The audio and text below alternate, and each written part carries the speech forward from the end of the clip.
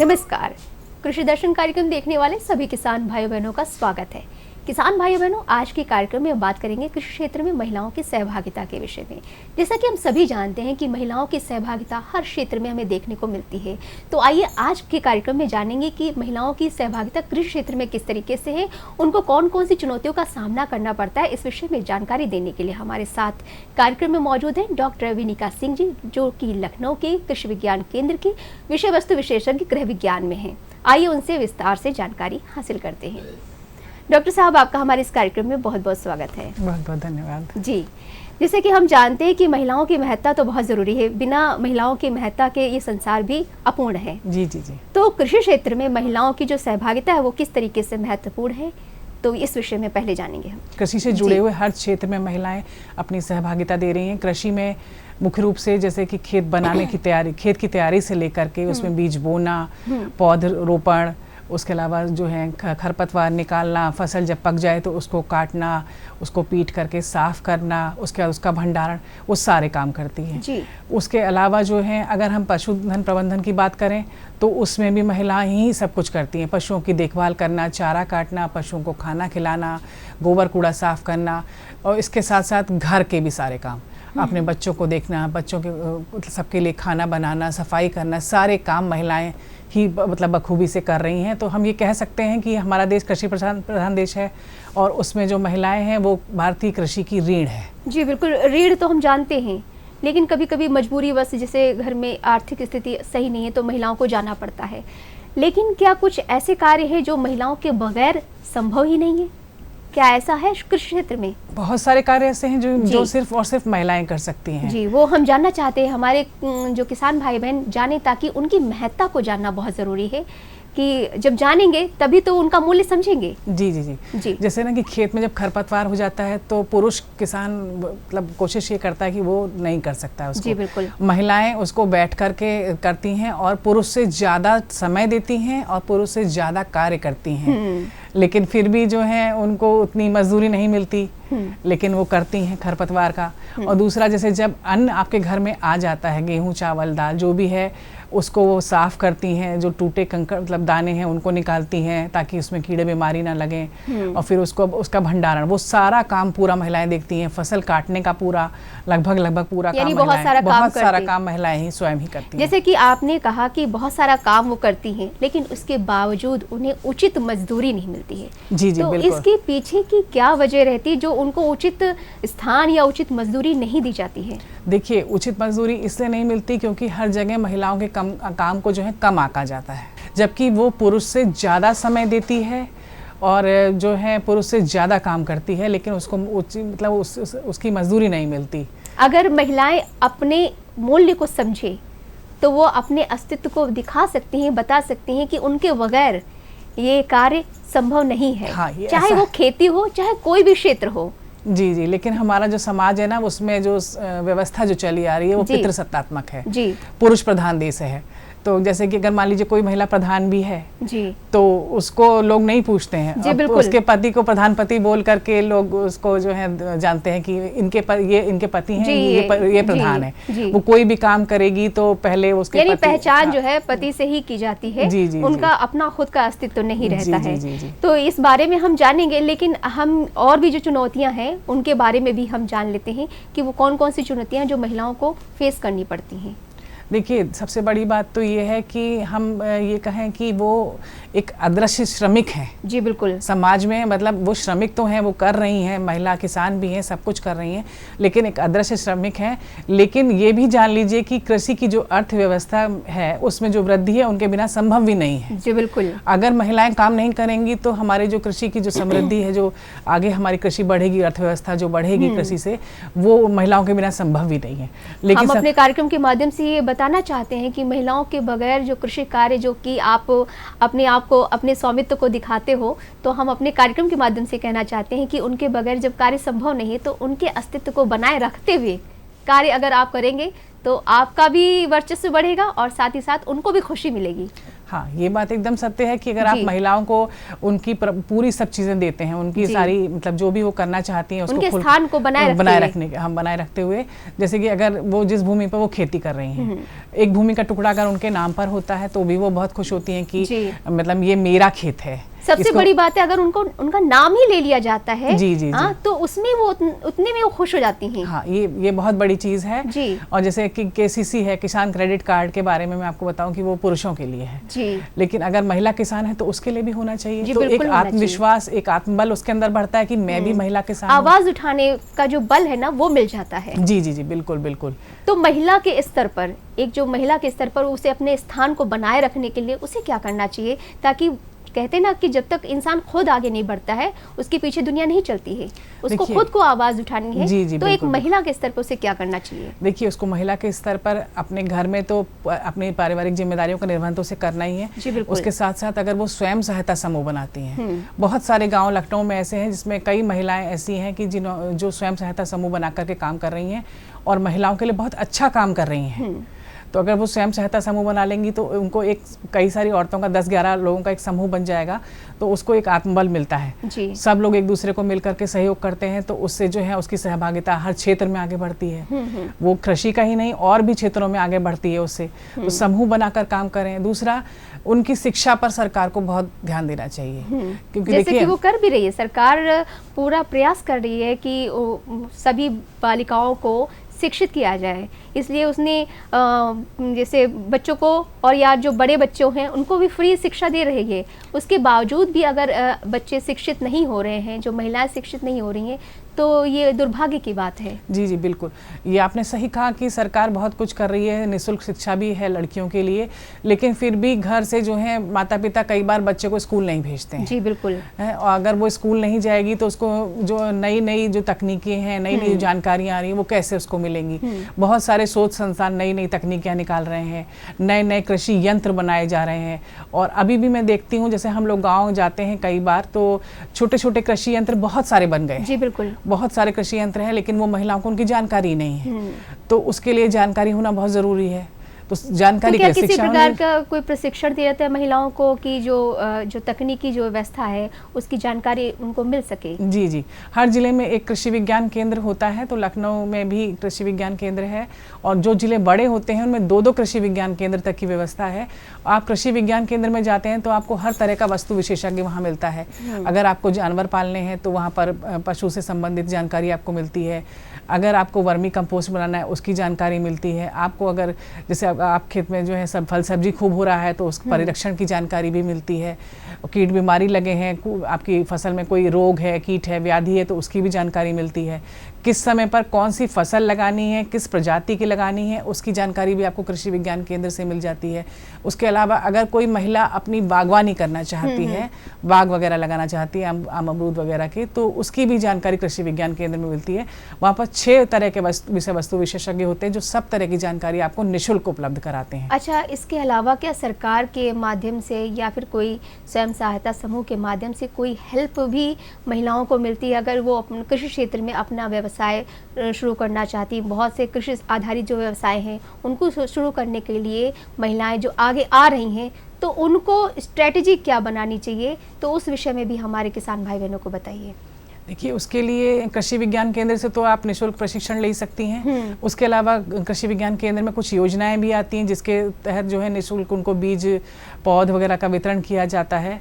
वो सुविधाएं कृषि विज्ञान केंद्र देता है। उसके अलावा राज्य सरकार की तरफ से भी जो है स्टेट डिपार्टमेंट में भी उनके लिए ट्रेनिंग की व्यवस्था, प्रशिक्षण की व्यवस्था होती है। क्या किसी अनुदान की व्यवस्था भी है सेपरेटली महिलाओं के लिए? सुविधाएं आपको हर विभाग से लगभग मिलती हैं। अगर वो जानवर ही पालना चाहती है तो उस विभाग में भी जो है सुविधाएं हैं उनके लिए। कुछ सब्सिडी है, कुछ उनको ऋण मिल जाता है। अगर वो ऋण के बारे में जानना चाहती हूं, ऋण मिल जाता है उनको।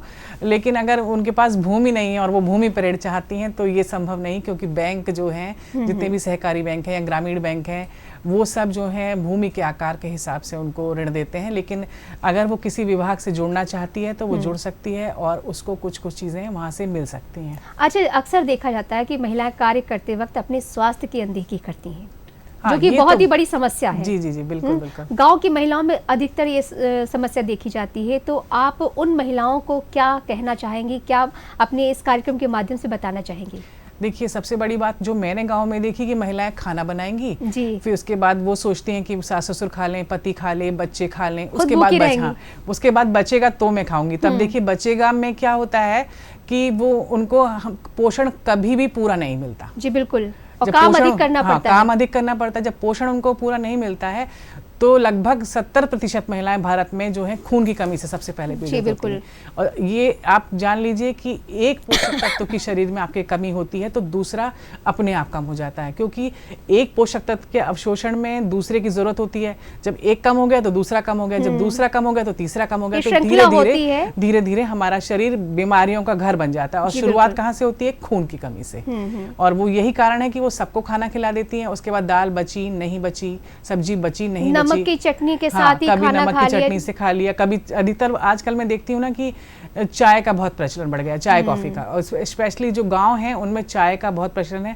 बच्चे को दूध नहीं देंगे और ज्यादा करके चाय पी लेती हैं जो कि नुकसानदेह होती है।